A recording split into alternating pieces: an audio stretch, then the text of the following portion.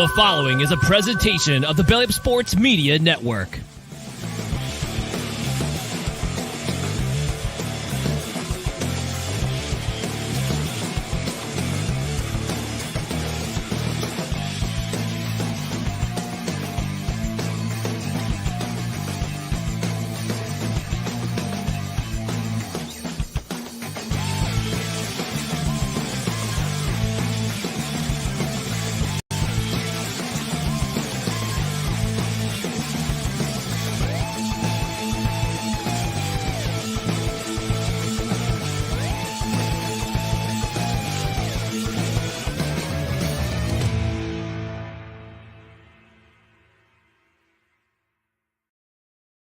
Welcome back. Another week of Scoreboard Addicts podcast. I'm Nick, and with me, as always, is TJ, who is about to be hammered. Actually, I think it's TJ. Doesn't TJ have a beard? Who the hell is this guy?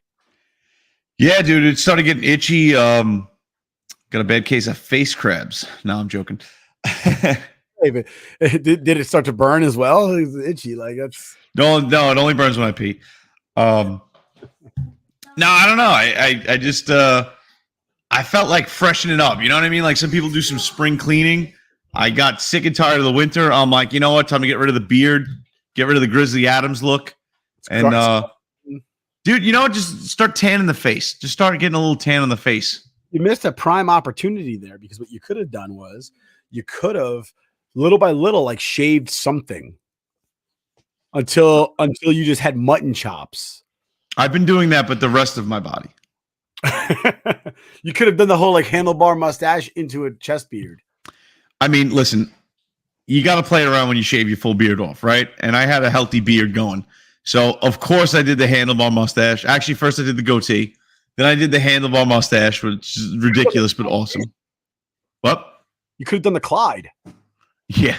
With the pork chop sideburns and the goatee. I really should have gotten rid of the chin and just did the Triple H, the Viking. Oh. But yeah, and then, dude, and then I went with the thick, like cop from Connecticut mustache. And while I think it's awesome, I know my wife would leave me and then take half of everything and most of my son. So I had to get rid of that. Now I'm semi-clean shaven, and I'm just going to let it grow back out probably in 2 weeks anyway. Your wife is ethnic looking, and your son is white, like Aryan white. I don't think she can get away with taking your son. You'd be like, she's stealing my kid. And they'd be like, oh my God, why is this brown woman stealing this poor white child with his Anglo hair? Yeah, but Alex would give it away right away. He was like, oh, mommy, I don't want to be with daddy. He smells. He yells at the TV when the Rangers are on. That being said, speaking of the New York Rangers, they are in the first intermission trailing 2-1 against Montreal. I'm sorry. I hate when we play fucking Canada. Especially French Canadians. I mean, come on. The worst. If I had to pick a bad, like, I don't like France to begin with, but French Canadian is like you willingly want to be French. Like, you don't have to be. There's a whole option not to be. And you're like, no. Let's go out of our way and make ourselves like they sing the national anthem in a different language. Listen, man, I don't have a problem with anthem. It's a beautiful song about patriotism. Hey, yeah. Good for you, Canada. I'm all about that, but not in French. Listen, there's a lot of things I absolutely love about Canada. The beer, stellar beer. You can't go wrong with a solid like Molson, even Labatt Blue beer too. So their women are therefore more beautiful. Yeah, I mean, that's just science. Their women are beautiful. Trish Stratus, Canadian. Pamela Anderson, Canadian. Dude, some of the best wrestlers in general come from Canada. That's facts. Hockey. Does it get anything? There's no sport better than hockey. I'm sorry. I mean, I love golf. I love baseball. I love football. But golf is what you do when you're done playing sports. All right, that's fair. The way I play golf is a sport because I drink a lot and then I swear and then I try to fight somebody. So hold on. Before we get into hockey, I just thinking about this for a split second. I actually did look up the 10 most beautiful or 13 hottest Canadian actresses. I don't know who this girl is, but she is pretty hot. Jessica Lucas. She's on That Awkward Moment. Malin Ackerman, Canadian. Really? I would have thought she was South African or something. I have no idea how to say her name either. Malin Ackerman. Is that it? Malin Ackerman. So she's not Canadian. She's from Stockholm, Sweden. She moved to Canada when she was 2. Don't lie to me, all right? Muscle and Fitness, don't lie. Missy Peregrym from Stick It. She's the main character, the main actress. Oh, yeah, the skinny brunette. Yes, she is from Montreal, Canada. Okay. Rachel McAdams is Canadian. Not bad.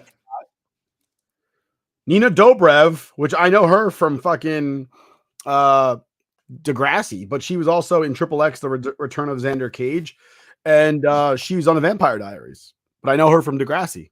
Haven't seen any of that. Emily Van Camp, who was in Captain America: The Winter Soldier. Oh, I think she plays Steve's love interest that lives across the hall. Agent Carter?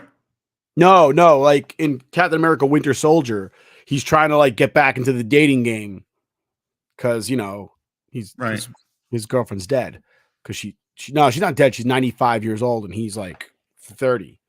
So like the girl that lives next door to him, that he's like trying, like they're always doing laundry and like running into each other. I thought that was Agent. Yeah. I thought that was Carter. Yeah, it might be. Yeah.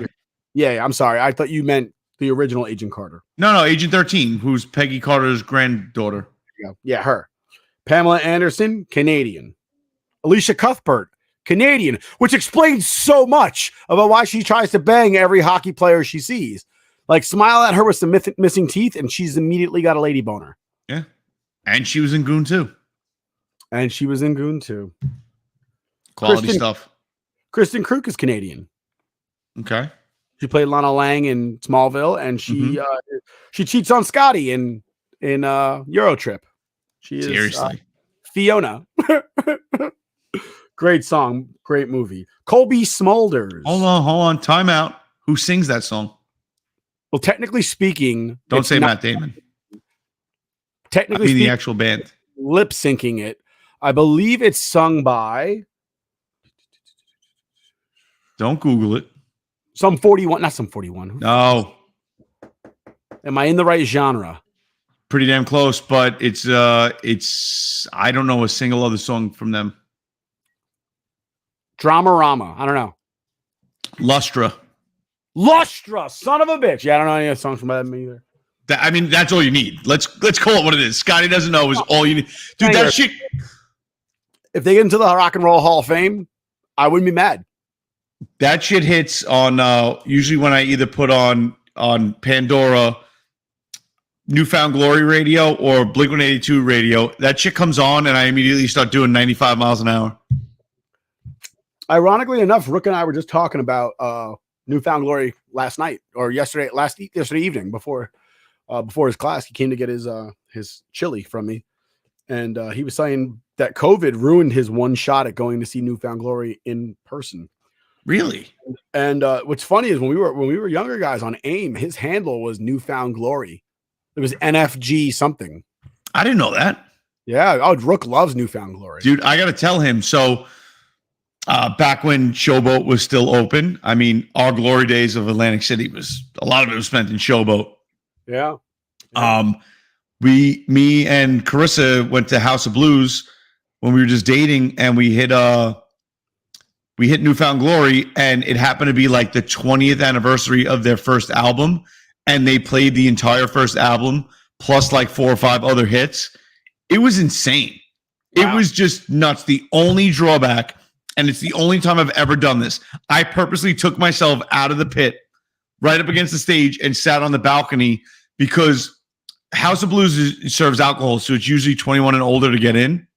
And because it was Newfound Glory and that pop punk emo kind of deal, it was like 15 to get in, and there was 16-year-olds moshing. And I was nervous that I was going to get arrested for punching a 16-year-old in the face because they just kept slamming into Carissa and jumping around. And I'm like, oh my God, I can't hit them, but I can, but I can't. So we went up to the balcony and we had a great time. They just did Steve Valiquette really dirty. Oh, I just saw that. Oh my God. Talk about emo. Poor Steve. That was rude. That was kind of grunge almost. I wish I could get that picture and post it on our show, but that was. I thought that was Kurt Cobain for a second. I did too, and then I realized the guy was 6'9", and I was like, "Yep, Steve Valiquette." Sorry, Steve-O. But Kobe Smulders is Canadian. We all know that. She plays Robin Scherbatsky on How I Met Your Mother, as well as Maria Hill in the Marvel movie. Yes. But they make fun of her in How I Met Your Mother all the time for being a Canadian pop singer. Anna Paquin. Who happened to have the greatest Canadian dad ever? Alan Thicke. That wasn't her dad. I thought that was her dad. No, her dad was the dude from The Young and the Restless. Alan Thicke was her co-worker on a TV show she did with Jessica Glitter. Why did I? All right, I'll defer to you because you watch it more than me. I thought Alan Thicke was a father. We're watching the series right now. Fair enough. Another Marvel alumnus, Anna Paquin from X-Men, obviously, and True Blood. Fly Away Home? Yeah. Is she really? Yeah. Evangeline Lilly is also a Canadian from Lost and Ant-Man. She plays, what's her face? The girl. His girl. Wasp. There you go. Shay Mitchell is also from Canada, and she's on Pretty Little Liars, and she is a pretty little thing, I'll tell you what. Well, damn. And they didn't even have they completely left out Trish Stratus, who is Canadian, and she's a smoke show, as is Natalia Natty Neidhart is a smoke show. That is just, unnecessary to leave out. But. Pinnacle, though. Trish Stratus is a beautiful, beautiful woman. Athletic as all hell. Alicia Cuthbert's also in The Ranch. Yeah. Well, so, there's plenty of things to like about Canada. Canada is very funny, too. Mike Myers is from Canada. Jim Carrey, before he became all method. Martin Short. Martin Short is Canadian. Yeah, Canada's got some funny shit going on. Yeah, it starts with their healthcare. Oh. But yeah, sadly, French Canada can take a walk. French Canada is awful. I agree. Just give us Saskatchewan. We'll trade them away. Saskatchewan. Anytime you work Saskatchewan into a conversation, it's gold. It is. And by the way, talking about Canada, I don't know how you have not seen Shoresy yet. Dude, I'm slacking. I haven't caught up with with Yellowstone yet. I haven't started watching The Mandalorian season 3 yet. I'm behind. I started watching Mandalorian, and I'm actually watching. I whiffed. Did not realize that they already started season 3 of Wu-Tang: An American Saga. Yeah, I'm not on that yet.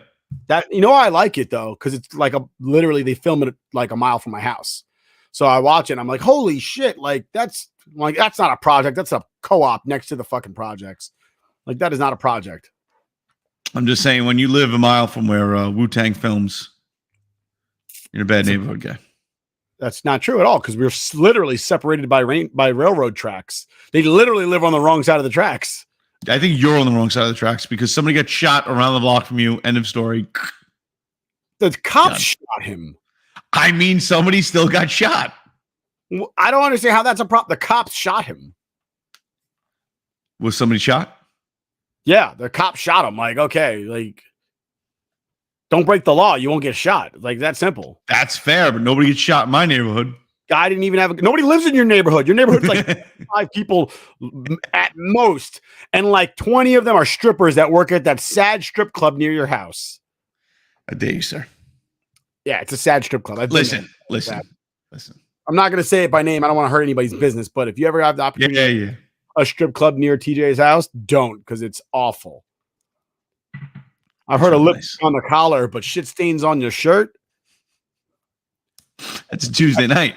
All that from Dave Chappelle before fucking your boy Rogan comes after me, fucking screaming and yelling about how I stole somebody else's joke. Joe Rogan, the funniest man in the world, apparently. Everybody's stealing his jokes. Not known for being a comedian. Go ahead. Tell me about how he is known for being a comedian. He's not. It's Fear Factor and UFC. That's why we know Joe Rogan. But apparently, everybody's stealing his material. He's literally the funniest man in the world, but nobody knows about it. I don't think Joe Rogan is hilarious, but I mean, there's no denying that he's a decent stand-up comedian. I'm not saying he's not. I'm just saying there's people that are fucking. They do it for a living.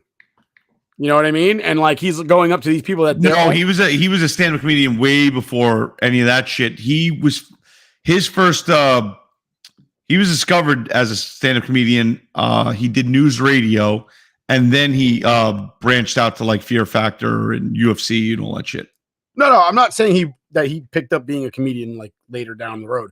I'm just saying is that he accuses people who are only famous for being funny of stealing his jokes, but he is not famous for being funny. Who did he accuse of stealing his jokes? Carlos Mencia. I think no. Cook. No, he accused Carlos Mencia of stealing jokes. And he said jokes, and why do you fucking care? Because he was at the Comedy Store when this happened, and he called him out and said, dude, you literally stole jokes from Ari Shaffir. He's like, I don't ever even met that guy. He's like, okay, whatever you say. He goes, you stole jokes from Reverend Bob Levy, who I absolutely love. Reverend Bob Levy is hilarious. Stole jokes from Bob Levy. Uh-huh. He stole jokes from one of Carlos Mencia's only friends in the stand-up comedian world, Bobby Lee. Stole jokes from Bobby Lee. Bobby Lee turned around and was like, oh, he stole those jokes from me. 100%. And then Carlos Mencia denied it. And then about 3 or 4 years ago, went on Bobby Lee's podcast and admitted to stealing jokes. And he's like, if you're not known for it, I'm not stealing it from you. I'm the one putting it out there. Kind of like, well, fuck you. You're not famous enough to put it out there, so I'll put it out there for you and take the credit for it, essentially. So fuck Carlos Mencia. I'll tell you what, whose name is not Carlos, he's not Mexican, his fucking name is Ned. Okay. I'm just saying, he does the whole like, us beaners. He's not Mexican. Yeah, but if you're treated your whole life like you're Mexican, it really doesn't matter where you're from. It 100% does. It doesn't, because like I'll give an example. If somebody like Drake, is Drake a black person or is he Canadian? Why can't he be both? Well, I'm just saying, like, for instance, if you're Jamaican, you can't differentiate yourself from other black people by going, but no, I'm Jamaican. The world doesn't see you that way. When they see you, you're just a black guy. That's not true at all. It absolutely is true. If you don't have a Jamaican accent, right? So your family comes from Jamaica, but you're like a first generation American and your last name is Smith or Johnson. People are like, oh yeah, the black dude. You're like, I'm Jamaican. They're like, I don't give a fuck. And that's the same thing with like being Hispanic. No, you messed that up. If you said black dude, that's the color of his skin. If you said the African American guy, you'd be like, no, I'm Jamaican. When they say black guy, they mean African American. Somebody who's not necessarily was a slave in America. And it's just like if I'm brown in Texas and I have a Spanish last name, I'm immediately Mexican. It's not true at all. That's just a fucking farce. Right now, raise your hand if you spent significant amounts of time in Texas. I mean, so you're saying you're giving. What I ask you is, what kind of Mexican are you? So you're defending ignorance? I'm not. I'm saying is if you're treated that way your whole life, then obviously you're going to have some sort of associative method with that. So if you treated me black my whole life and I went around screaming racial epitaphs in not a pejorative way, but a term of endearment way, I'd get away with it because you treated me that way? I promise you there's some white dude that grew up in a black neighborhood that he's best friends with all the black kids in his neighborhood. The Cheddar Bobs of the world, they get away with it. I'll tell you this right now. No. They might get away with it with their neighborhood people. I guarantee you if they walked into Compton, they get shot first. Got cousins right now that are your color and they talk that way and they act ghetto as fuck. Okay. I have cousins that are lighter than I am that talk that way and they do it all the time and they rap about it and they rap that way. That's the community that they're from. I don't know, man. But I think it's a farce. Moving on from the funniest man in the world, Joe Rogan. I'm not saying he's the funniest man in the world, but I guarantee you there's nobody out there that has a better podcast other than us than him. I'm not saying that you said that. I'm saying he apparently thinks that. He thinks he's the funniest guy in the world? I think so. Yeah. I mean, no way. Yeah, I think so. I mean, like I said, I think he understands that he interviews some of the funniest people in the world. I'm just saying, like, nobody knows Joe Rogan from being funny, but he'll be like, yo, this guy, that guy, the other guy stole my jokes. Really? Yeah, but dude, think about it. From our point of view, do you know Ray Romano for being a stand-up comedian, or do you know him from his TV show? I know him from TV. Exactly. But the TV show is based on his stand-up comedy. Right. Same thing, Jerry Seinfeld. Do you know Jerry Seinfeld for being a stand-up comedian, or would you not sit through that, but you know him from the TV show?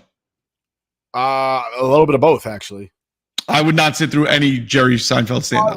But I know him to be a stand-up comedian. I understand that he's a stand-up comedian, but the first time I was introduced to Jerry Seinfeld was through Seinfeld, the show. I'm just saying, is Joe Rogan ain't making money from being funny. Not significant money. He's not living off of it. Well, compared to his $300 million podcasting deal, obviously not. I'm saying before he even had a podcast. I'm saying he was living off of being on Fear Factor and UFC before he was ever living on being a comedian. He was living in his car, trying to be a comedian. But then, like, there's another comedian out there that he'll accuse of stealing his jokes. I'm like, dude, so this guy makes millions of dollars off of comedy, but he stole your jokes. So clearly you should be making millions off of being a comedian. You're misconstruing it. He doesn't like anybody that steals jokes. He's gone after Amy Schumer because she's a fucking joke thief and a half. He's gone after multiple people. And yeah, Dane Cook is one of them. But I believe Dane Cook might have come out and essentially said, like, listen, you fuck up and you don't know what when you're pushing so hard in the comedy scene, you don't remember, is it something you came up with or something that you might have overheard and ran with and jived off of? He goes, you lose it. Not to mention, when you have a million conversations with people and you're drinking and doing God knows what else, I can't tell you how many times you and I have had a conversation where something funny was said and I can't remember who said it. Yeah, absolutely. But anyway, driving on, back to hockey. Rangers are tied right now 2-2 here in the second period with 15 and a half left to go. I got the second goal. Do you miss Dave? Absolutely. Third period, right? I need there's some third period bourbon in my life. Dave, come on the show. We missed you, pal. I mean, while you give me the segue into this, I think I want to start doing this just a little bit because I'm sure there's some drinkers out there, not just us. And I'm going to highlight what we're having tonight. You've been showing us your rum. So I'm going to highlight tonight's pour is Noah Mill, little bourbon. Oh, nice. This batch of bourbon was aged in wooden barrels until fully matured, bottled by hand, 57.15% alcohol, 114.3 proof, genuine bourbon whiskey, handmade in the hills of Kentucky. So I'm drinking, as I have been for the last few weeks, I'm drinking Bacardi Gran Reserva Especial. So this is not the one that you can only get in the Bacardi factory. I'm saving that one for a special day. This one is only sold at duty free. So when you come back from Puerto Rico, you can actually swing through duty free. That's what I'm drinking. This is aged 16 years. You could tell a good sipping rum from a mixing rum because a sipping rum has a cork on it, as opposed to a mixing rum, which has a twist off top for easy accessibility to mix with your piña coladas and what have you. That's what I'm drinking tonight on some ice. I like my drink cold. I can't drink hot liquor. So it's funny. The batch of Bookers that I've been drinking, the Kentucky Tea batch, which is one of the best Bookers I've ever had. And I got to try to find as much of it as I can before it's gone forever. Cause I think they're up to, the first batch of 2023. I got to check the liquor store by me, but I went with Noah Mill. And while I have Booker's, neat, Noah Mill, I don't know. It's on ice, a little bit better. It has like an acetone note to it when you have it neat, and it kind of throws me off a little bit. A little too much heat. That you use to take off your fucking nail polish? Exactly. Like, that like more pungent rubbing alcohol, like nose to it. Yeah, a little, not overpowering, but just like the ice takes it down a little bit. What are your thoughts on icing drinks? My thought is if you purchased it yourself, you're allowed to do whatever the fuck you want to it because capitalism, baby. You spent your hard-earned money on it.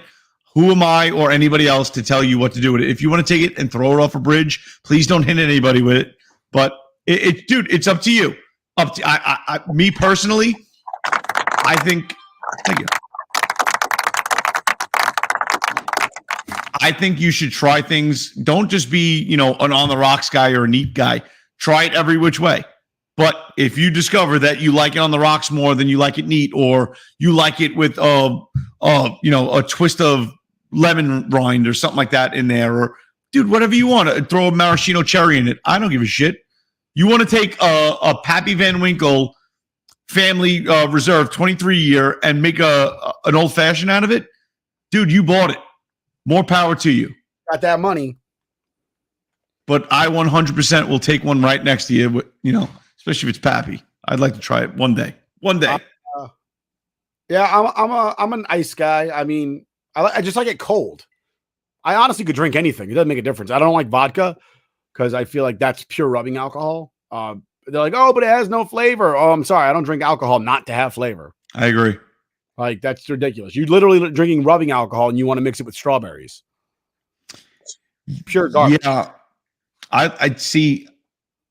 I mean, listen, since me and my wife have been dating we're high school sweethearts, but when we started hitting the bars and stuff like that, I mean, with my fake ID a little earlier than most, but she used to call me an old man while everybody else at the bar was drinking green tea shots and redheaded slut shots and Long Island iced teas. I'm rocking, let me get a rye old fashioned. And people are like, what the hell is rye? It's like, yeah, don't worry about it.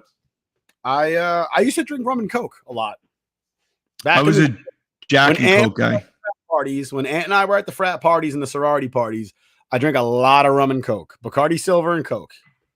And then as I got older and started wearing suits, I started drinking scotch. Yeah, I mean, I was a scotch guy before a bourbon guy for sure. I drank bourbon. I started drinking bourbon more recently when I started drinking old fashions. And then honestly, I started drinking scotch when I started hanging out with the old timers at the bar and bartending, because they'd buy themselves a scotch and then they'd buy me a scotch. Scotch, that's the one thing that I haven't found in bourbon is that smokiness from the peated scotches, the peated single malts. So good. Lafroig, amazing. Ardbeg, phenomenal. Lagavulin, tremendous. And I have yet to find a bourbon that has that smoke to it where it's like, wow, like this is campfire. This is tremendous. It just has that level of holy shit. You know what I mean? I think this stuff is actually, once they make it into rum, they put it into a either a cognac or a bourbon barrel. I forget.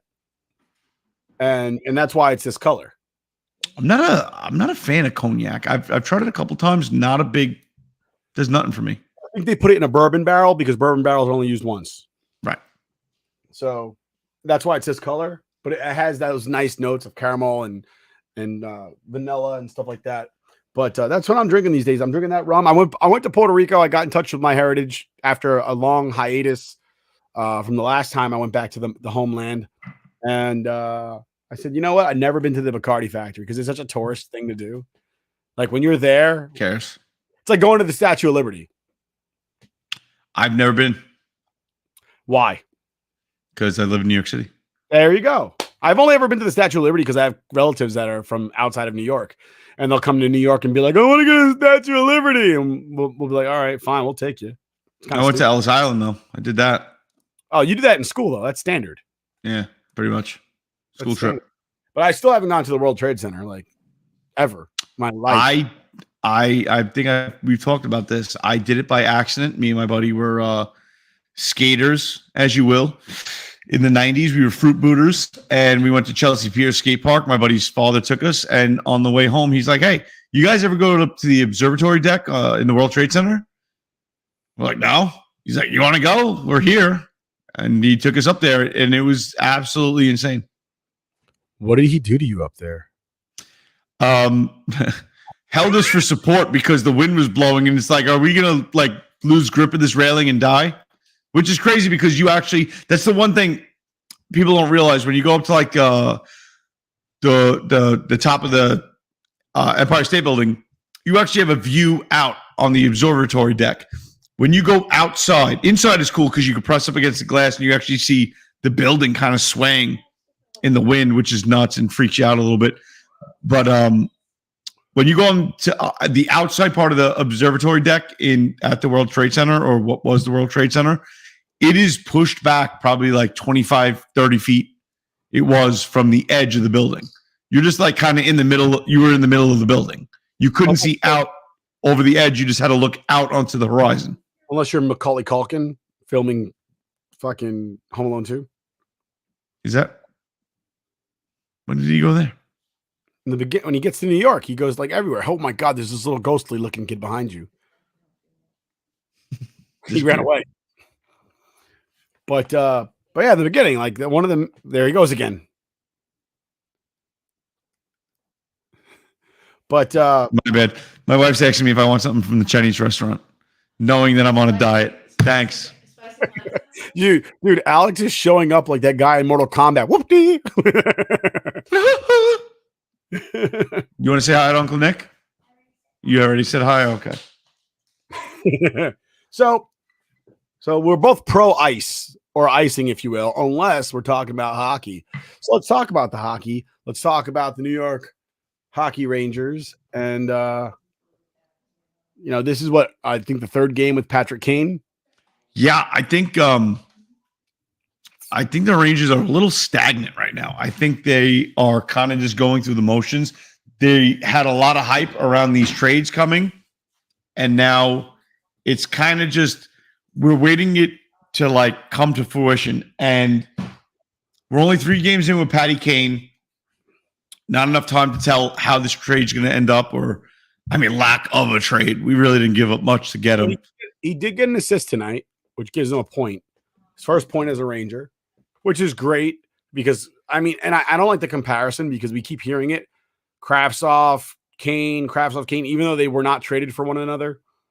So I don't know. Like, I understand people are going to go, oh, but he was traded to get rid of the cap, and the cap aided in getting Kane. Yeah, that's great. They weren't a part of the same trade. And he was leaving after this year anyway. Right. Like, it just he didn't want to be here. End of story. That everybody keeps going, well, yeah, Kane's not doing great, but let's look at Kravtsov's points. And I'm like, why? They didn't get. It's not a 1-for-1. It's not even a 2-for-1 or a 3-for-1. I agree with your point, and I'm not in on that type of comparison. My question is, listen, we didn't give up much for him. We made cap space room. I think it would be hard to call him a bust or call the move a bust because, what did you really give up to get him? But my question is, what are we expecting out of Kane? Distracted. Yeah, I know. Everybody's just walking around. What are we expecting out of Kane? What is worth more to us? Is it worth more that he scores with the remaining, games left in the season, 15 goals and 20 assists? Or is it more important that he gets 5 game-winning goals and 20 assists? I think the way everybody hyped him as being the impact player that he used to be, he's not. Am I happy he's on the team? I am. But stop thinking that this guy is going to transform this team into like a Boston caliber contending team. It's not happening. He's a piece that's added that's going to help the team. He is not the impact player. He's not Mika Zibanejad. He's not Panarin. He's not.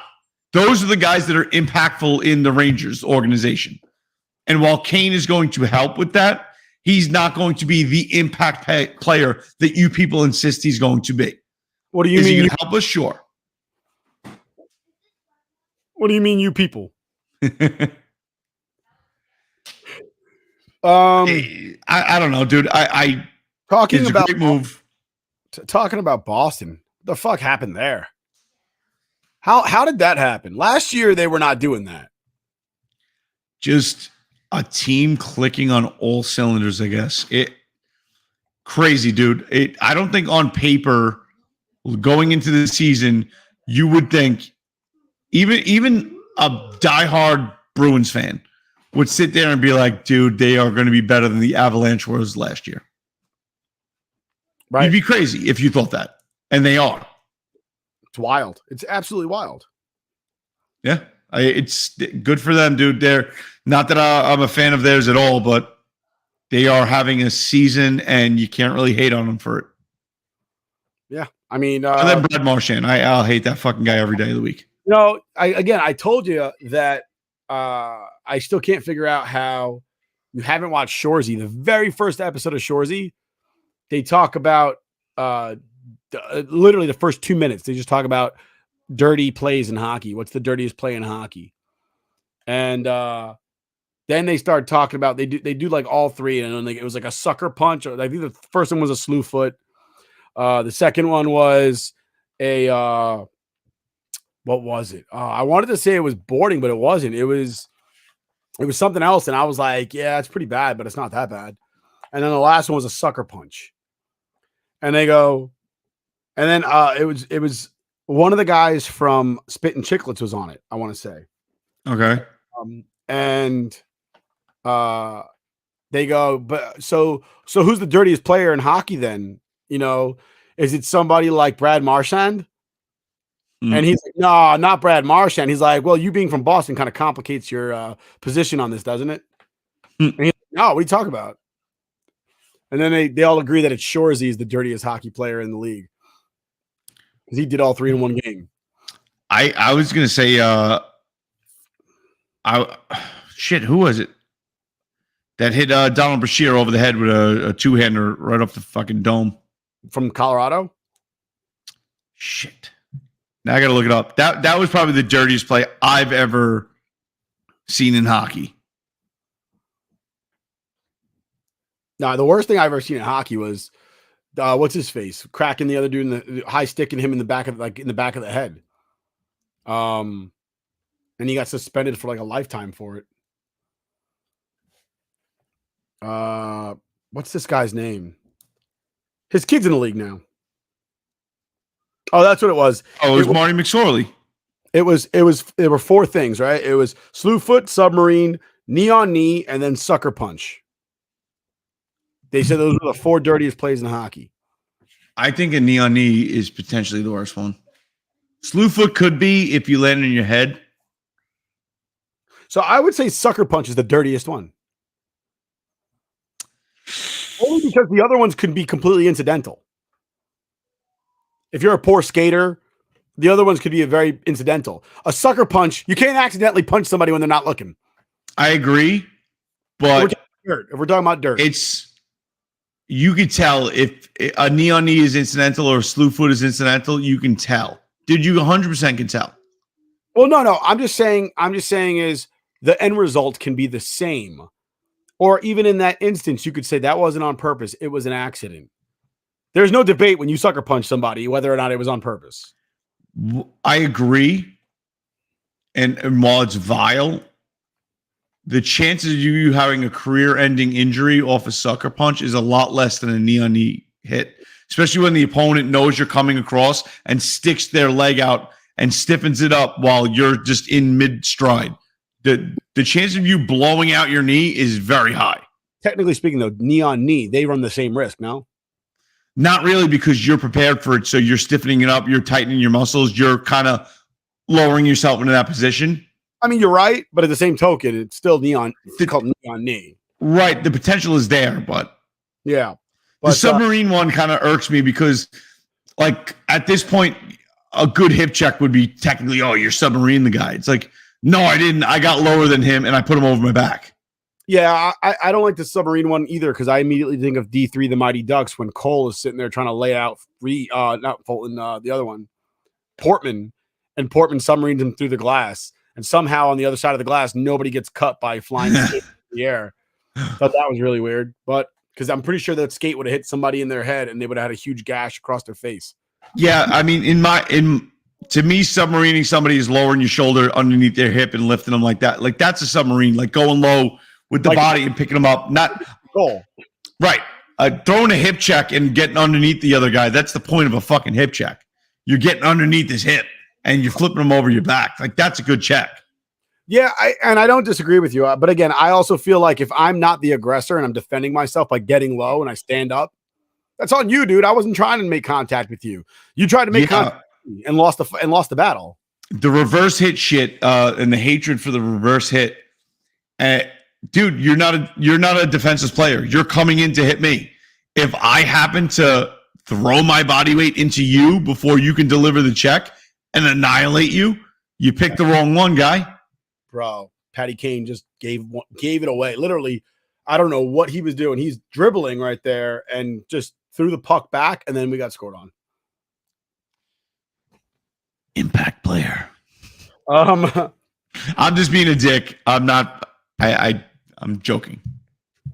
You don't have to say it. You do because people are like, oh, fuck you, we got Patrick Kane. Yeah. Does it really matter if we don't win a cup? No. That's true. I mean, I think that's ultimately that's the main thing, isn't it? Like, who gives a shit about who we pick up if you don't win it all? Yeah. You're just first loser. Even if you go to the cup and lose, you're just first loser.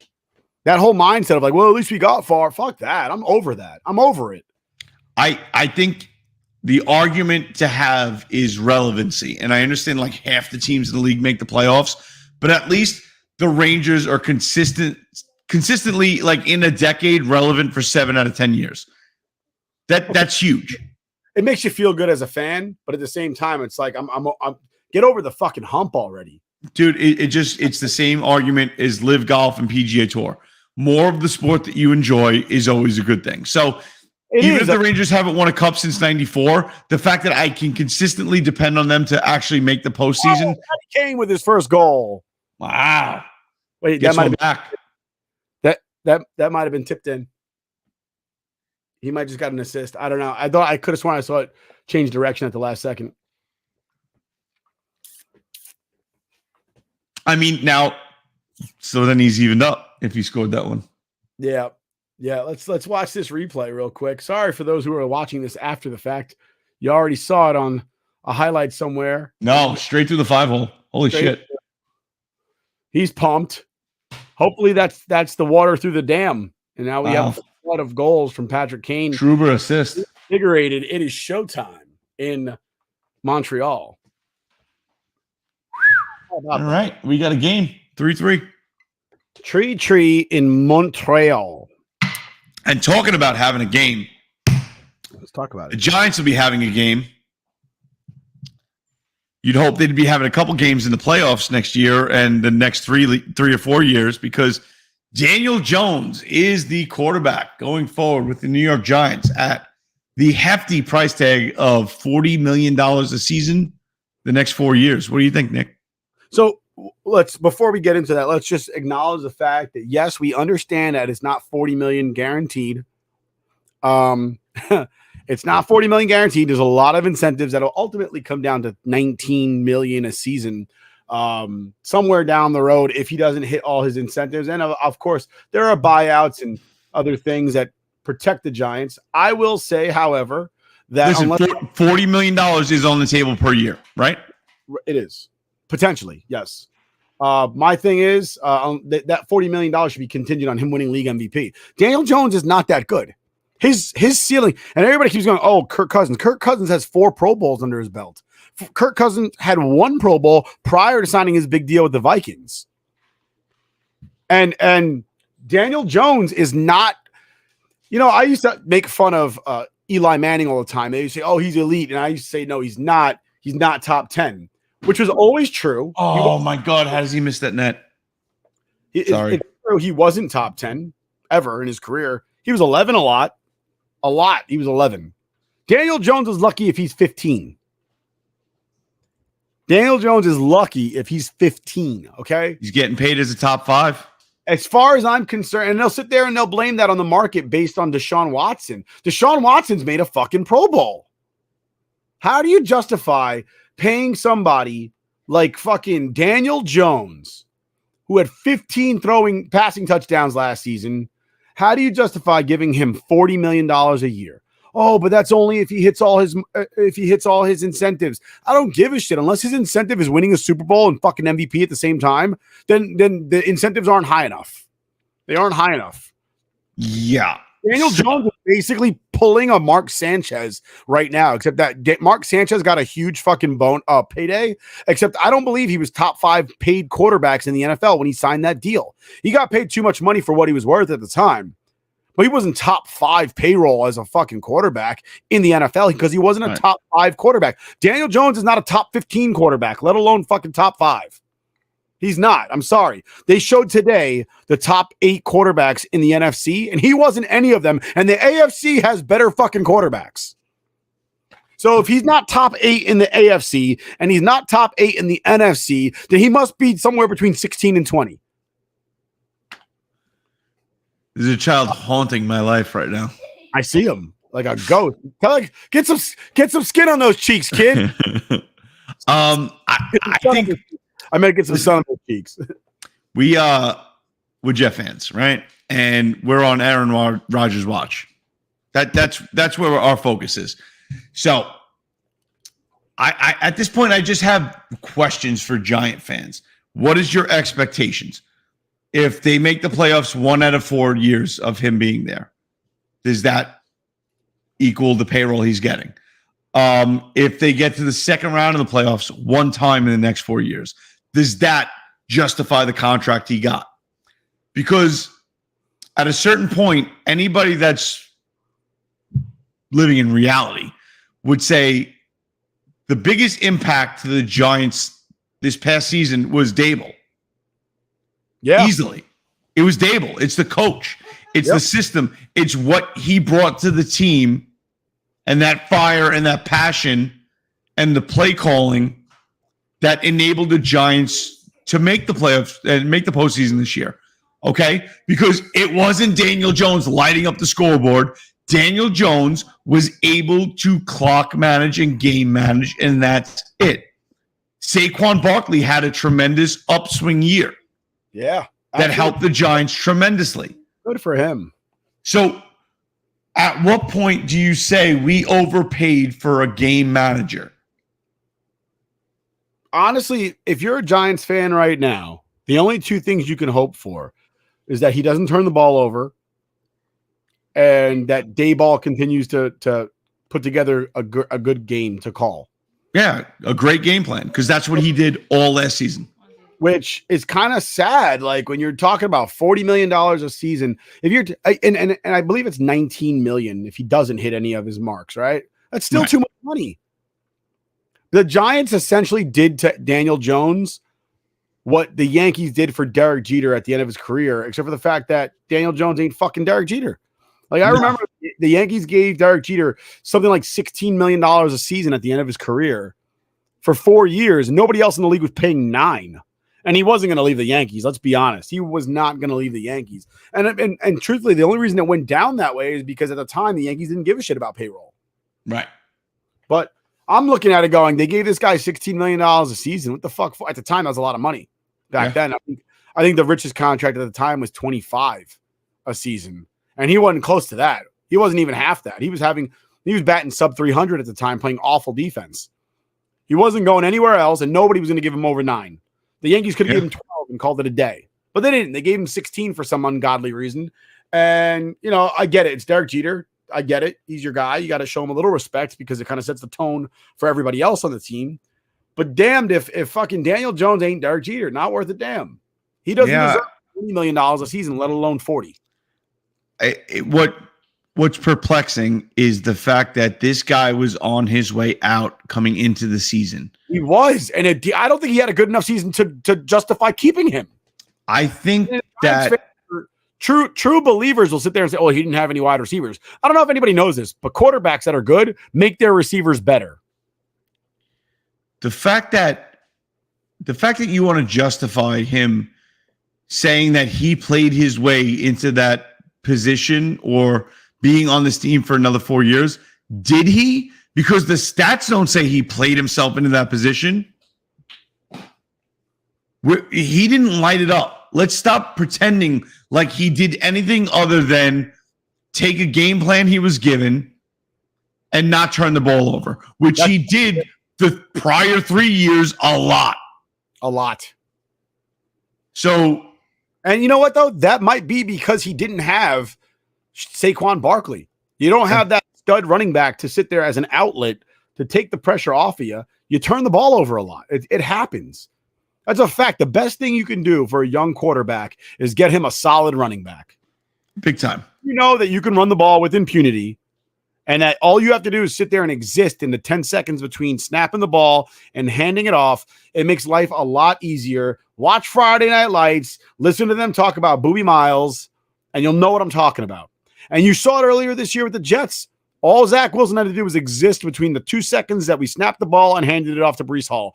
And he would have a decent game. I'm telling you right now, Zach Wilson's having Daniel Jones type games when Breece Hall's the running back.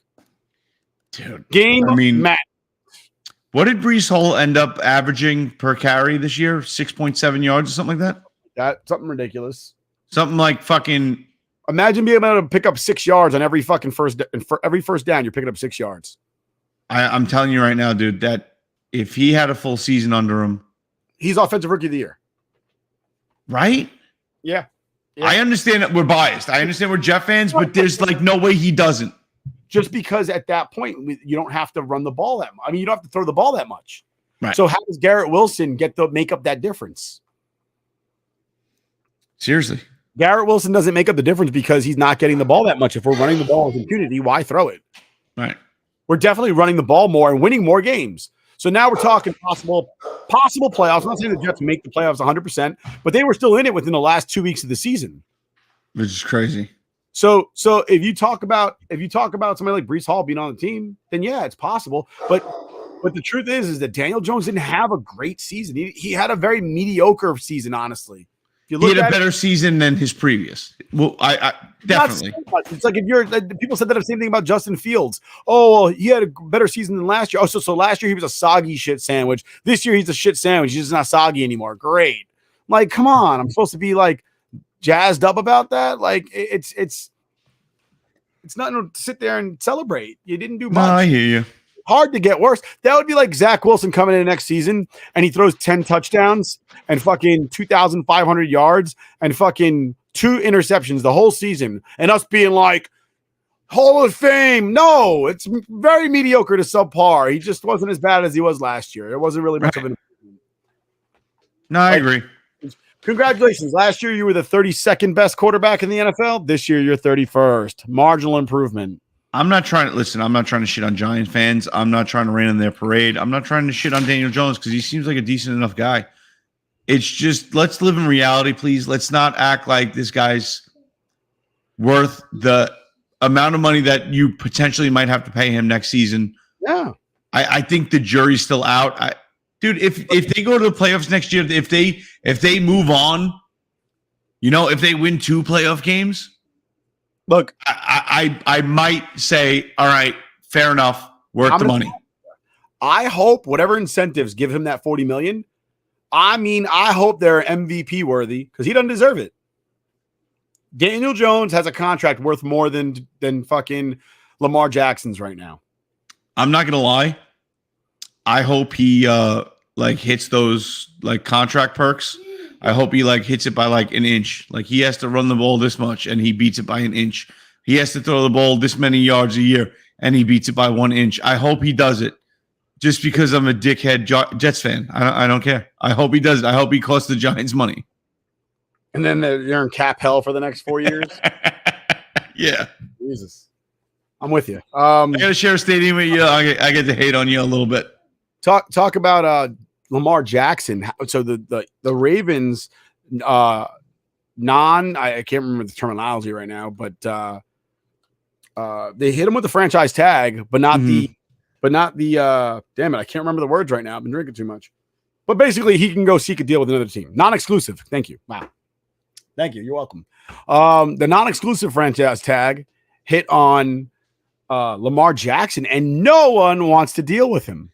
Weird, no? It's got to be collusion. It has to be.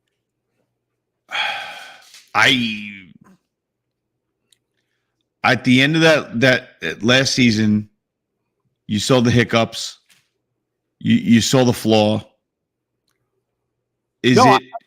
Last season, I honestly think that he just said my knee hurts and sat out because they weren't paying him. I agree. But at the same time, I don't like that. Just to clarify. At the same time, no, I understand, dude. And I'm with you, and I don't fault him whatsoever because guess what? You're in a league where If you don't get guaranteed money and get paid, dude, you're gone. You're bagging groceries. You're looking for a job like the rest of us schmoes. So I don't fault Lamar Jackson at all. But at the same time, I think it just shows you, and we all know the deal. The Michael Vick syndrome, if you're a running quarterback and you get that element of your game taken away from you, are you a viable option? Oh, that's a great question. I mean, you're absolutely right about that. My thing is not that nobody wants to have him or nobody wants to give him that money. My thing is nobody's dealing with him.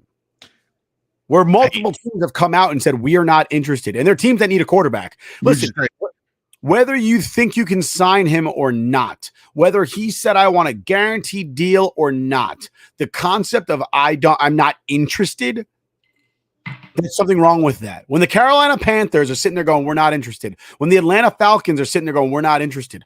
There is a problem. When the Raiders are saying we're not interested, there is a problem. You can't tell me you're not interested. You could tell me like, hey, we reached out. He doesn't want to change his thing. Therefore, we're not going to move forward with with what we're doing here. Like, you can say that. I don't have a problem with that. You can sit there and you can say like, hey, listen, he's asking for a fully guaranteed deal. We're not willing to do that. We contacted him. He said he's not willing to budge, and therefore we are no longer engaging with this player. You can't say you're not interested. That's bullshit. You have no quarterback. Yeah, it's funny. The uninterest is very much reminding me of like the Colin Kaepernick situation, but there was a reason why there was no interest. It's A, you're a system guy and we don't want to change our fucking system for you. And B, you're a media shitstorm and we don't want that around our team. For a backup. Yeah. So that has nothing to do with Lamar Jackson. Zero. He doesn't fit in any of those molds. He's nothing but a competitor out there. And for no team to be throwing money at this guy or saying, oh, no, we'll cut him a deal because there's a lot of teams out there that want a quarterback. Even if you're sitting there going, well, he turned us down. You got to go up there. It would be like the hottest chick in the bar going like, I'm taking offers, right? But her big fucking boyfriend is next to her. And she's like, I just broke up with that guy. I'm taking offers. I'm going home with somebody tonight. And everybody else at the bar who's single going, yeah, I'm not interested in the hottest chick in the bar. Are you not interested, or are you purposefully not going to talk to her because you don't want to deal with her ex-boyfriend who's 50 feet away? It's the can hardly wait situation. Jennifer Love Hewitt is now single and everybody's taking a run because why not? But the problem is nobody's taking a run. Right. It's bizarre. And the only thing I can think of is that the owners sat there and talked to the Ravens. They went to their owners' meetings or whatever they did. They sent their emergency text messages, whatever owners do.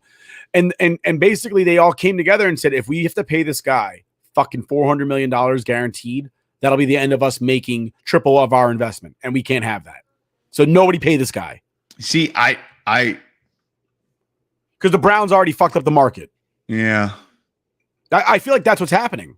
I think there's like two outliers in that situation. While I think 99% of the time that could definitely happen because the way the NFL is and the way Roger Goodell is and the way he just continues to be in that seat and hold that power and wield that power. I think the one enemy of Roger Goodell is the Jerry Joneses of the world. And I'm not a Cowboys fan whatsoever, but God forbid Jerry Jones is like, you know what? Screw Dak. I want to take a rider on this guy and just throw money at him and piss everybody off in the room. Tremendous. I see it more being Woody this year. A little bit. If the Jets whiff on Aaron Rodgers right now, I would not be shocked to see Woody Johnson be like, fuck it, get me Lamar Jackson. I don't care who it pisses off in this league. I want to fucking win.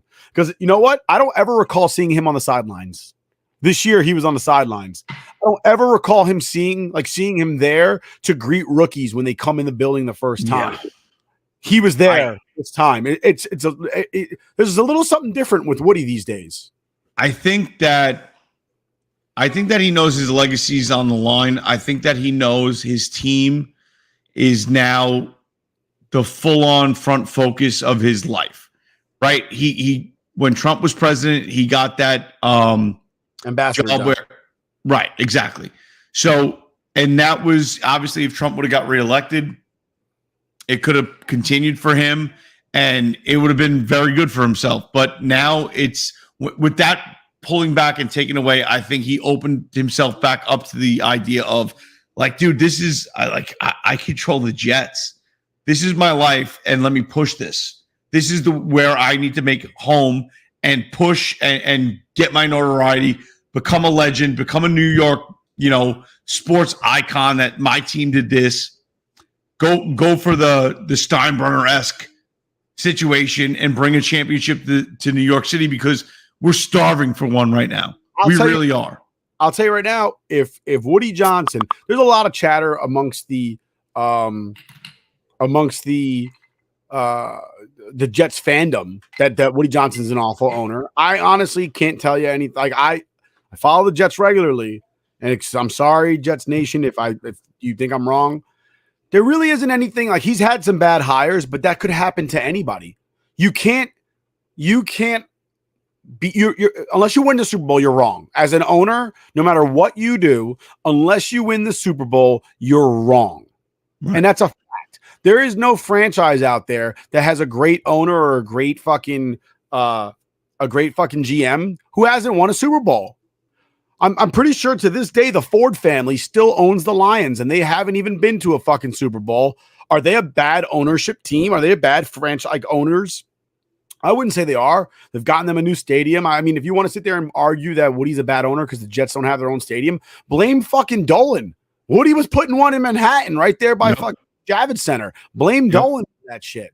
And then they'll be like, oh, I don't want to go to Manhattan. I want to be in Long Island. Guess what? I don't want to go to fucking Long Island. Don't have to tell you. Long Island's not New York City. I hate to break it to you. Almost New York's not New York. So as far as I'm concerned, Long Island or New Jersey, it's the same fucking thing. Oh, well, at least it's in New York State. I couldn't give a fuck less about Nassau County. Couldn't care less. Might as well be New Jersey. People who wish they were from New York. They talk like us. They walk like us. They like our teams. But they're like, we're better than New York. You're not. You're not. You wish you were here. Like people go, yo, so you're from New York? Well, almost. I'm right there. Like they hear your accent. They think you're one of us, but you're not. But I don't see anything wrong with Woody Johnson, especially now. He's not over. No, not at all. Control shit. Rex Ryan was a good hire. Todd Bowles was a good hire at the time because you got to look at it at the time. Todd Bowles was a hot commodity at the time. Yeah, I'm not disagreeing with you. It's Todd Bowles was still a shit show. He really was. He's not suited to be a head coach. He's not. Mangini was a good coach at the time. And we've heard from Coach on this. He's told us, like, yeah, man, Eric was a great football mind. Just wasn't a liked guy. Like he was kind of like who he was. He was just kind of a jerk. And like, and again, when you come from the Belichick. New England Belichick school of doing shit, like I don't know if you think you're allowed to come off like a dick. Like, nah, Belichick kind of earned that. You don't get to be a dick until you do something. Well, Belichick earned it because he worked with Parcells and he had a legacy through the league. A lot of Belichick's coaches have come through very quickly with very short resumes. They go from being the fucking offensive line coach to being the offensive coordinator to being head coach in like 4 years. It's fucking incredible. Definitely a fast track. But Belichick was an offensive line coach, a fucking assistant. He was a lot of things before he got his first shot as fucking head coach, and that's why he had that respect because he was with Parcells for a very long time before he ever got the reins to an NFL team. And these guys like Josh McDaniels, who still doesn't deserve to be a head coach as far as I'm concerned, they're out there fucking everything up for everybody else that works for Belichick. And I will sit here and say for one day that Belichick was the head coach of the New York Jets, if he would have stayed with the Jets, he wouldn't have done dick with that team just like the rest of the coaches. Sorry, but it's just the hand we were dealt. Yeah. But we'll see. I don't have a problem with Woody Johnson whatsoever. I think I'm not going to say he's the greatest owner in the world, but I don't think he's a detriment to the team or the fan base. Not anymore, at least. Right. I felt like him getting Tebow. That was Woody.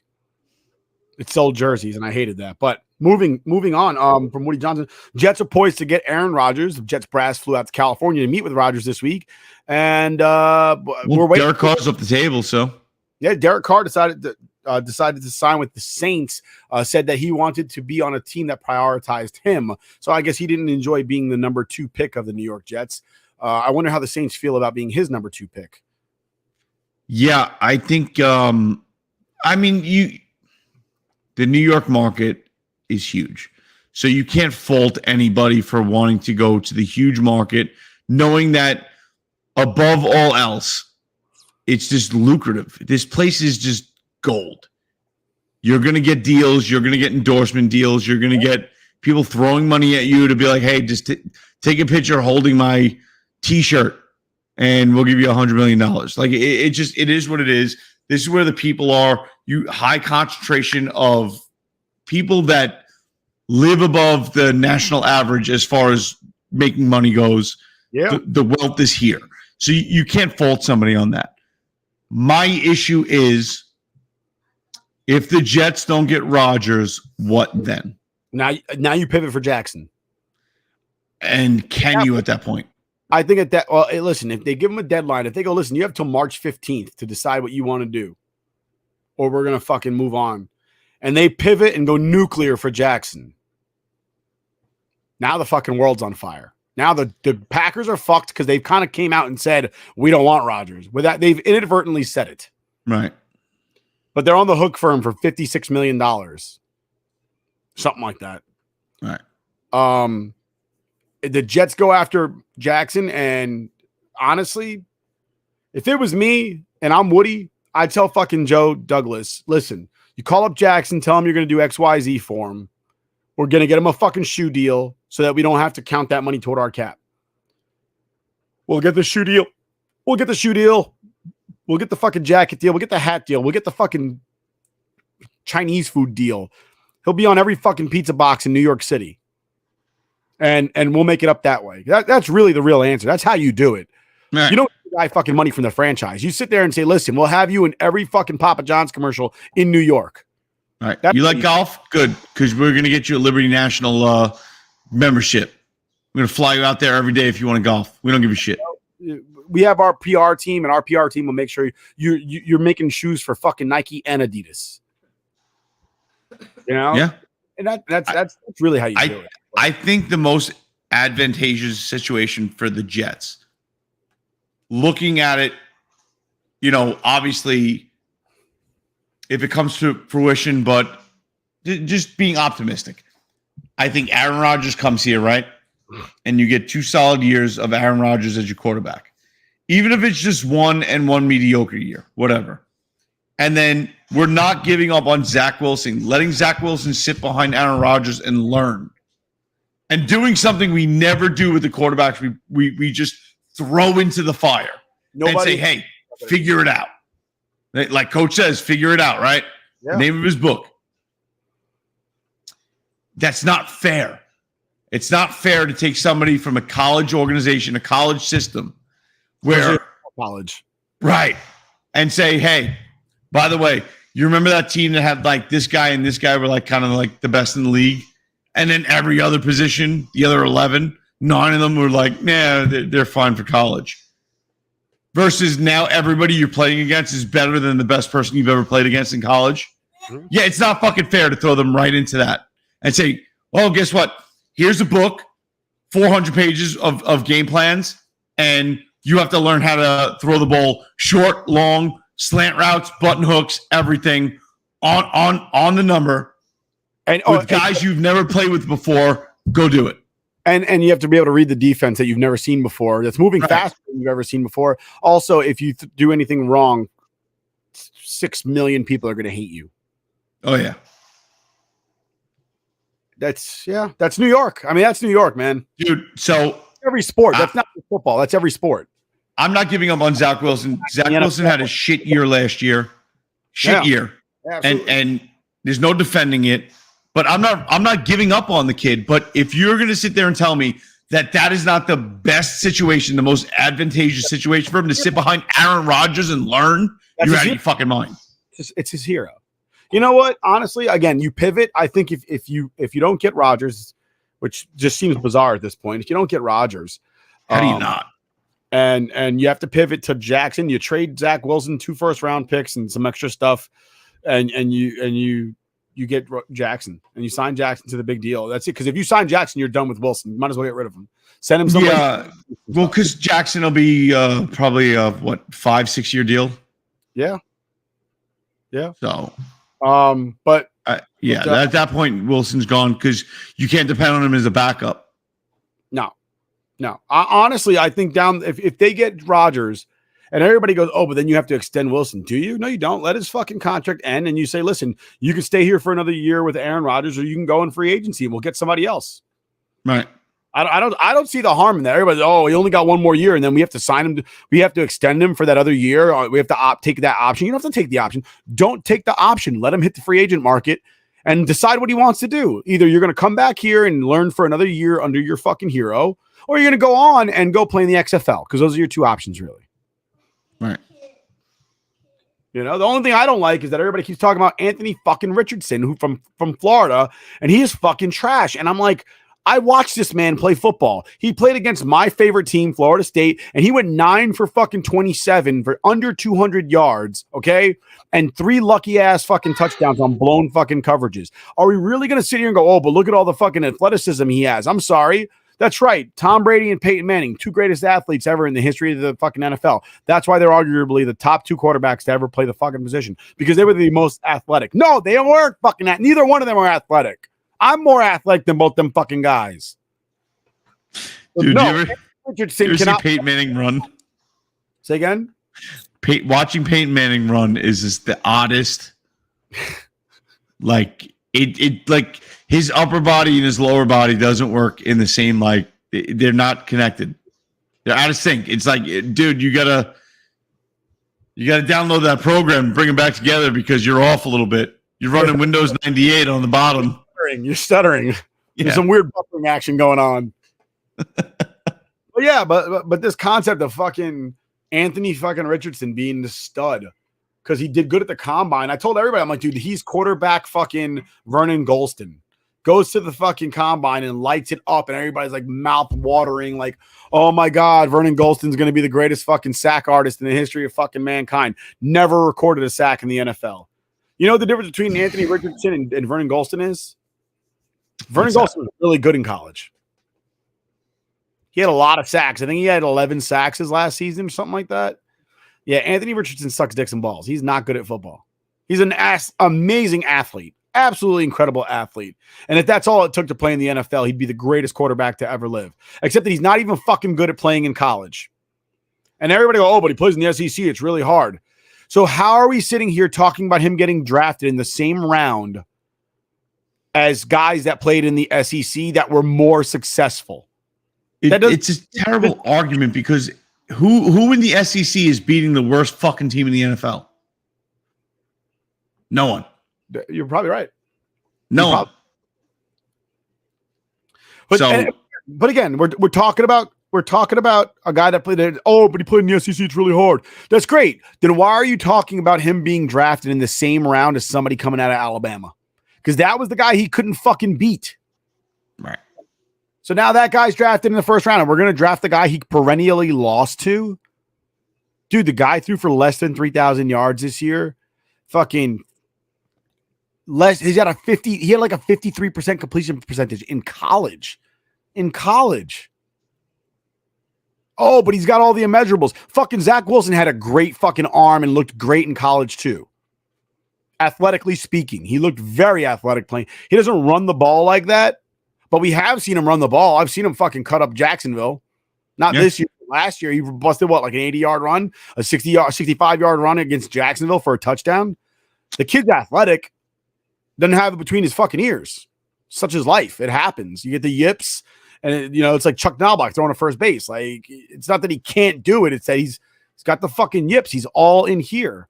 And Anthony Richardson's supposed to be fucking better when he hasn't played better in college. Yeah. And his mom doesn't look like Zach Wilson's mom, so fuck out of here. I guarantee you Anthony Richardson's not fucking any of his teammates' moms. I guarantee you that. He hasn't got it like that. Zach Wilson might be. But moving on from the NFL, unless you got anything else about the NFL, T? No, I mean, obviously we're looking forward to the year. I look forward to every NFL season because it's just awesome. Betting and football and tremendous.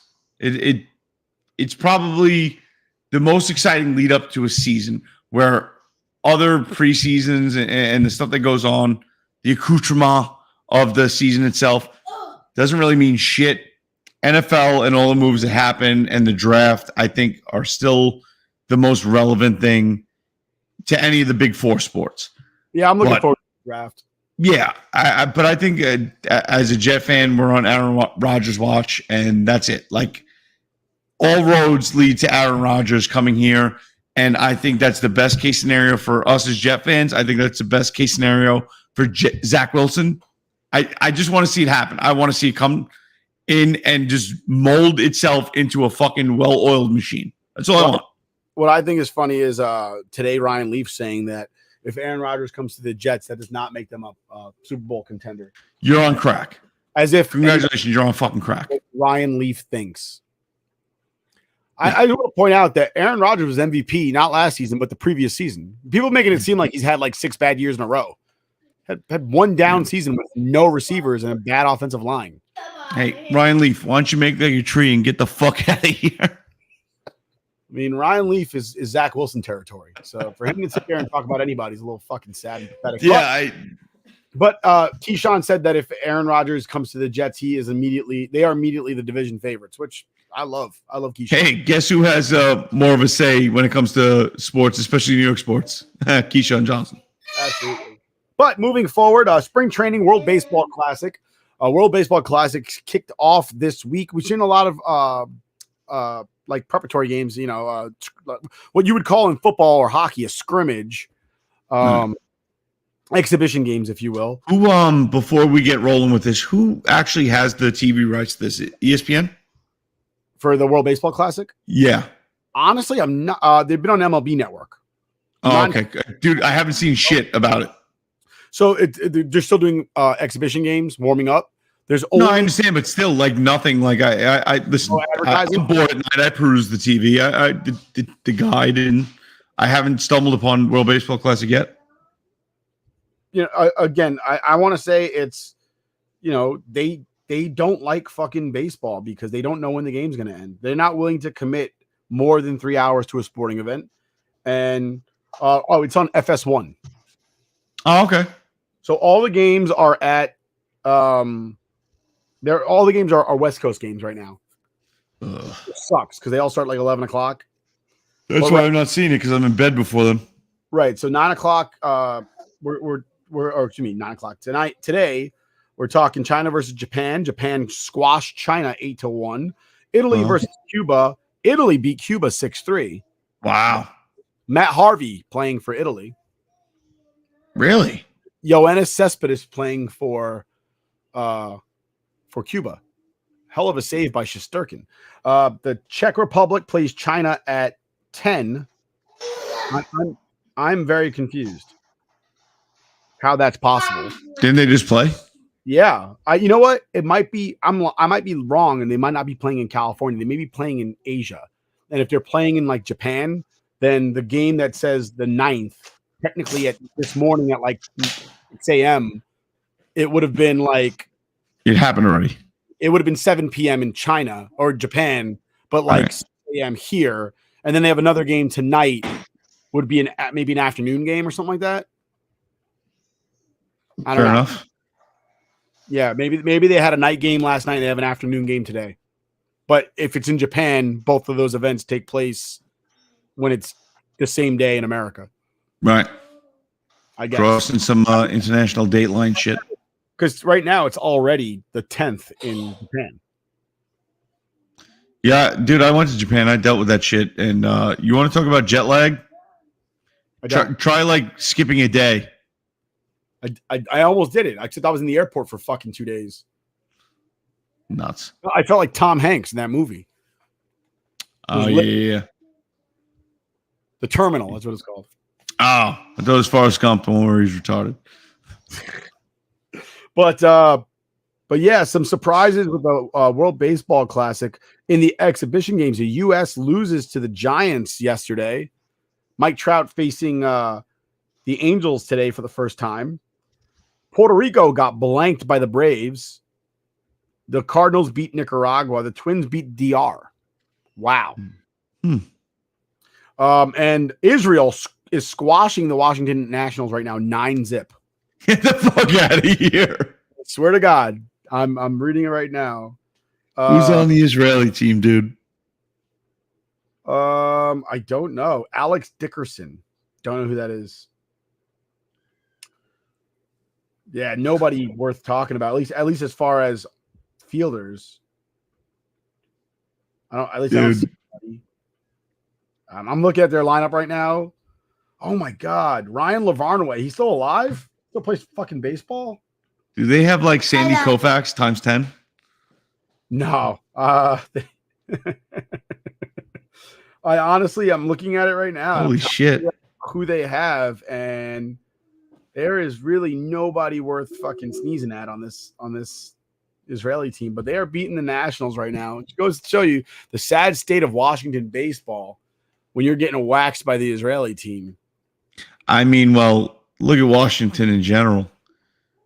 I mean, Joe Biden doesn't know where he is half the time. He falls down the stairs constantly. So Mexico waxed Rockies 11-1 today, and the U.S. beat the shit out of the Angels 6-0 after the Giants yesterday. It was Mike Trout's first at bat against his own team. My son needs to go to bed. Did he say I have to put him in a sleep hold to knock him out a little bit. Mookie Betts went 2 for 2 today. Is that playing second base? Really? That's, I mean, unless I'm reading this wrong, it says that. Why would I have no idea. Unless they did a double switch. By the way, talking about the World Baseball Classic, no pitch clock. Love it. No investigations of pitchers when they come off the mound. Shohei Ohtani came off the mound, walked up to the umpire to show him his hands, and the umpire was like, "Not here, bro." And Shohei was like, "Oh, sorry, bro. I'm so used to you filling me up, I completely forgot." So they're the ticky, and then the bases are the same size as they'd always been for the previous, I don't know, 130 years of baseball. Yep. Up until because base size and clocks. That's what's going to get the fans. Driving the fans into the seats, my friend. So yeah, the World Baseball Classic is rocking and rolling. Obviously, we're rooting for Team USA all the way. I'm really concerned with their pitching staff as they've lost a lot of good American-born pitchers. Guys like Garrett Cole aren't playing. Guys like Verlander, guys that you want to see out there. Nestor Cortez was going to play for Team USA, but he injured himself. I believe he pulled his groin or his quad. And, for precautionary methods or measures, he's decided not to play for Team USA. But I commended him for wanting to play for his country because honestly, I find it to be an honor. And I feel like, for whatever reason, Americans are like, fuck it, we don't care as long as my fucking team wins, my regular team wins. I'm a patriot, man. I want my Yankees to win, but not at the cost of my country. Like, I want my country to win too. Like, how is America supposed to be taken seriously as the people that invented baseball if we can't even win our own fucking game? I'm just saying.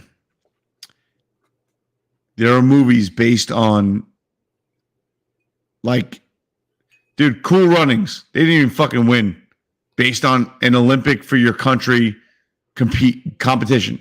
Right? Miracle, 1980. The USA's hockey team. How many movies are based off of the New York Yankees? One. How many movies are based off the Atlanta Braves? How many movies are based off of, the Cincinnati Reds? 0. So, literally, I understand as a fan, you might not be invested in the concept of rooting, for your country in something that's essentially has nothing to do with professional sports, but almost exhibitionary. Dude, your country is where it's at. Like, this is where we all belong. So dominating the world means a little bit more than your favorite team winning within your own country. Honestly, I'll tell you right now, I think it makes your player more prepared for the regular season. Being able to play baseball at a high level versus spring training bullshit and goofing around. Yeah, I'd say so. Yeah. And it's a real simple thing. Just tell your fucking player that he didn't have to wait till spring training to get into baseball shape. Some of these guys need to stop like eating fucking cakes and some of these guys whole chickens. Some of these guys need to stop going to the fucking gym. It's not helping them. It really isn't. But not in the way that they're working out. Well, how did that not go in? There's more soft tissue injuries. And why? There's a problem in the MLB, especially with working out muscle groups, like as if you're going down in the shore, versus working out flexibility. And flexibility is longevity, 100%. Everything in baseball is a quick, extreme move. There's not the only slow move you're going to get in baseball is when you jog down to first after a walk. Other than that, everything is quick twitch. Like you're standing still and you go from 0 to 100, and then you might stop. You know, like even when you're playing the outfield, that first step is lightning. Your body jerks violently in the direction of the ball, and then you might jog thereafter. But those first two steps are fast and violent, and you're from standing still. You're not doing anything. So if you're not flexible, if you don't have elasticity, something's going wrong. Yeah. And that's why you're seeing all these oblique injuries and these thigh injuries and these forearm injuries, is because these guys don't stop. I believe in what Lou Piniella said. Lou Piniella said, hey, if you know, I played like 16 years of Major League Baseball. I was on the disabled list for 11 days. I drank when it was drinking season. I played baseball when it was baseball season. I didn't mix the two. He's like, these guys today on the disabled list, they need rest days all the time. You know, talk about rest days. That's a big topic in the NBA. And the first name escapes me right now. I'm not a big basketball fan, excuse me, but Hart from the Knicks, he had a great quote today, basically saying like, you know, because apparently a lot of people are getting upset because people like LeBron and they're taking days off. Oh, I need a rest day. I need a rest day. And he came out, Josh Hart from the Knicks came out today, and he basically said, I'll try to pull up the quote as quickly as possible, but he basically said something along the lines like people working at retail jobs, people working at fucking fast food places, they work 30 days straight because they need the money. They need a rest day. I play basketball. Yeah. You know, and he's right. Like guys, you know, we always talk about unbreakable records. Cal Ripken's record will never be broken. These guys can't play 162 games straight, let alone he played like 18 years straight. Yeah. That's wild. Insanity. That's wild. So what Josh Hart said today was, it's a reality, talking about being fatigued and all that stuff. But the reality also is our job is to play basketball. And you got people getting up at 6 a.m. doing 12-hour shifts. For those guys are tired. For us, we're playing a game, and we're fortunate enough to play a game like this. We have to keep that in perspective. And you know what? Let's clap. You know, I'll never forget years ago, this little jabroni that used to play for the Mets, Reyes, took himself out of the game last game of the season. Last game as a Met, actually, because he had a title on the line. And he came up in his first at bat. He got a hit, and he sat himself on the bench because he didn't want to lose his batting title. And I just thought that was the most disrespectful thing because there were Met fans there. They had nothing to cheer for but him that day. Nothing. Right. His last day as a fucking Met. Okay. And ultimately, he said, I don't give a fuck. That it was a day game, mind you. People took off from work that day. You know, somebody took their kid to the game that day because you're his favorite player and you didn't even fucking play more than one at bat. Shame on you. Shame on you. Dude, I agree. And that's one thing with the LeBron James shit that there's no recourse for fans. And I think there should be. And I think where you're going to get the recourse from fans is have your contingency of season ticket holders be like, oh, if LeBron's not playing, you owe me fucking money back. Yeah. Yeah. Back in the day when Whoopi Goldberg used to make good movies, if you ever watch Eddie, she rips into the Knicks when she's like, you know, there are people that spend their entire fucking month's salary on nosebleed seats just to watch you people fucking play. And you don't get that shit. And one player looks at the other and goes, wow, a whole month's paycheck on season tickets makes you think. And the other Nick goes, yeah, homegirl had some shitty seats. But that's how these guys think. They don't give a shit about us. They only care about getting the bag, quote unquote. But talking about getting the bag and baseball and stuff like that, what do you think about these young kids? Dominguez and Volpe having a hell of a spring training. I'll pull up their stats shortly. But Dominguez and Volpe having a heck of a spring training. A lot of conversation about whether or not they should stay on the main roster, 26-man roster, and whether or not they have a place on it. Right now, Dominguez is batting .438. He had a 3-run home run again today. Right now in this spring training, he's batting .438 with 3 home runs and 7 RBIs, a stolen bases. A stolen base, his OPS is 1.526. Per perspective, not too shabby. One is incredible. Not too shabby. Yeah, I not sustainable. This is the problem with the business of baseball is you give the guys a major league deal and let them stay up and come up, especially in the beginning, and essentially lock them into being pros, right? And I think that's it's business-wise, it's easier to be like, hey, for the first 80 games, the people that are going to show up are going to show up either way. So why are we going to cut these guys a check for a major league deal? Let them go suffer in the minors. Who gives a shit? It's like, well, real fans give a shit. Start that clock late. Yeah, like we give a shit. Winning gives a shit. You insisting that Josh Donaldson is somebody to pay to come to the ballpark to see? Fuck you. He's not. I can't stand that guy. Like that's the shit that the business of baseball and the penny pinching when it comes time to let's leave him in the minors for at least one more year because monetarily it helps us out in the front office. So it's not what the sport is not about that. It's about entertainment value, and entertainment value goes up when you're producing at the plate and fucking winning. Yeah.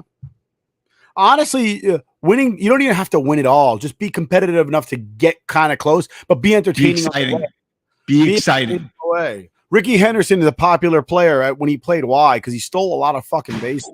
Yeah. That's exciting.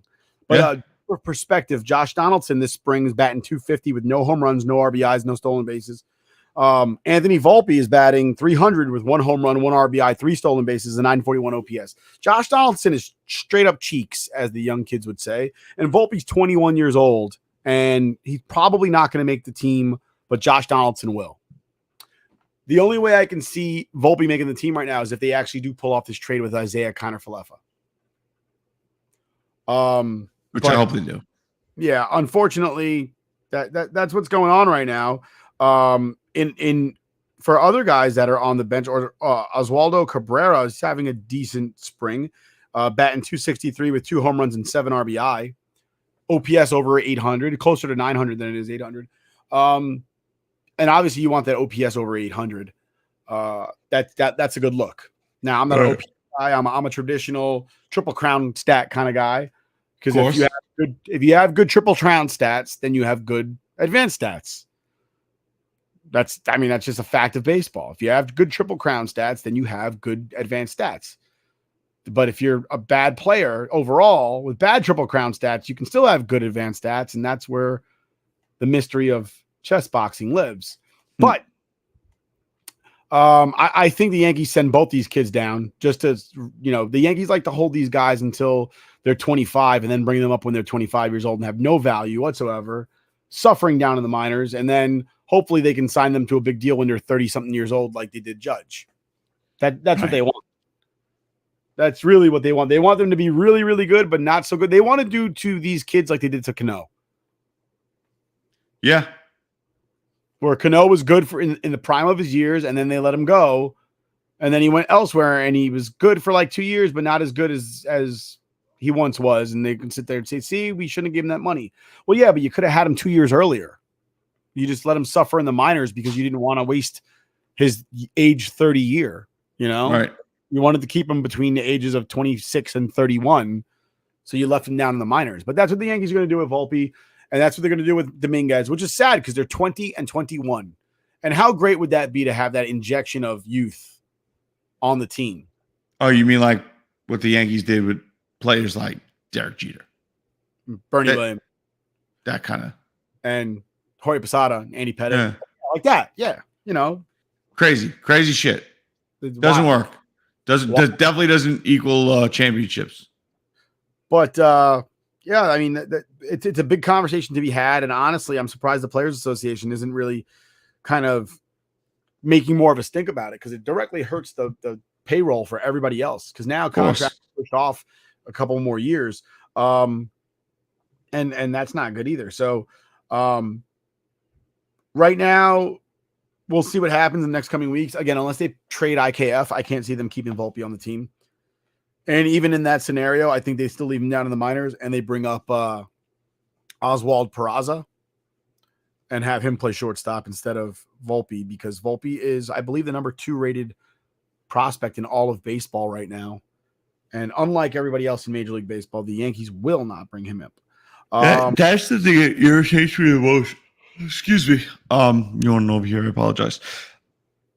It's almost like it's beneficial to keep the mystery of a prospect and like the allure of hitting the jackpot with the guy out there.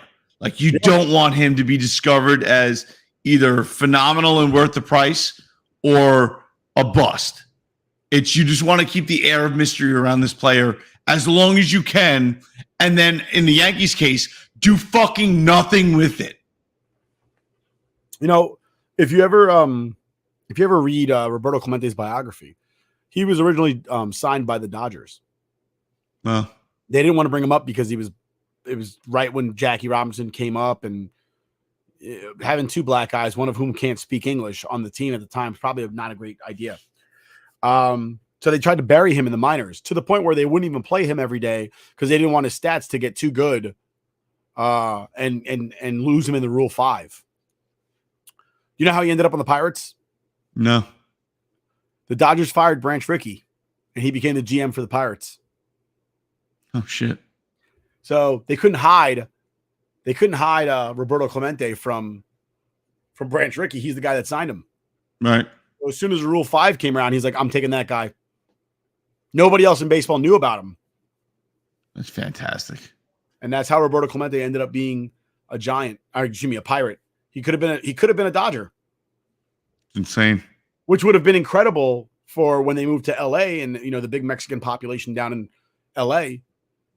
Would have been amazing for the Dodgers. But again, like, just short-sightedness, obviously a little bit of racism, and yeah. The fact that business trumps the game of baseball. Yeah. Yeah. Pathetic. It's a game. But I'm done unless you got anything else. No, dude, I think we hit everything. I would like to see the Rangers pull this one out. Right now, 3-3 versus Montreal, 3:53 left in the third period. Rangers just ripped a shot. Pat Kane save, but the Montreal Canadiens in a power play, VC rips a shot shorthanded. That would have been nice. By the way, second bad pass by Montreal, brought back the other way. Patty Kane's in the box right now, taking a timeout for a little slashing. I want to say it was slashing. I saw somebody stick break. It's usually slashing, but I missed the call. But bad wood, just bad wood. Bad wood. For all of us here at Scoreboard Addicts Podcast, we'll catch you again next week. Same bat time, same bat channel. Hopefully Aaron Rodgers will be a Jet by next week. And we'll catch you then. Take it easy or take it not at all. Toodaloo.